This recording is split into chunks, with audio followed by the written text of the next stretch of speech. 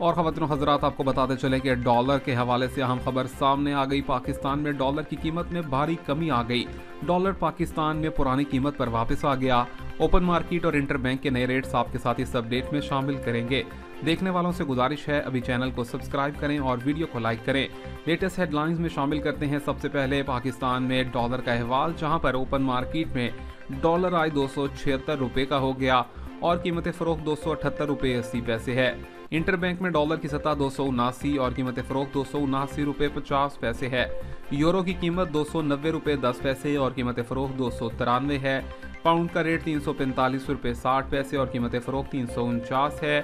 दिरहम की कीमत 75 और कीमत फ़रोख्त 76 है, जबकि सऊदी रियाल 73 और कीमत फ़रोख्त 73 रुपये 70 पैसे है। आपको बताते चलें, बताया जा रहा है डॉलर की कीमत नवंबर के महीने में दोबारा से बड़े इजाफे के साथ इम्कान है। डॉलर दोबारा से 300 रुपये से तजावुज़ कर जाएगा। डॉलर की कीमत में कमी का सिलसिला सिर्फ आर्जी बताया जा रहा है।